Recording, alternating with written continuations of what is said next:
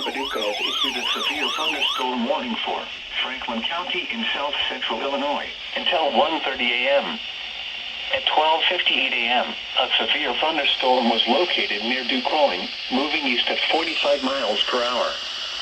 Expected hazards include 60 miles per hour wind gusts and quarter-size hail. This is a radar-indicated threat.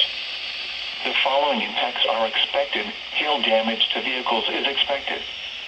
Expect wind damage to roofs, siding, and trees. Locations impacted include West Frankfort, Benton, Christopher, Grand Lake area, Setzer, Ziegler, Royalton, Valier, West City, North City, Buckner, Orient, Hannaford, and Ewing. This includes Interstate 57 in Illinois between mile marker 66 and 80. Repeating, a severe thunderstorm warning has been issued until 1:30 a.m. for the following county: Franklin, Illinois.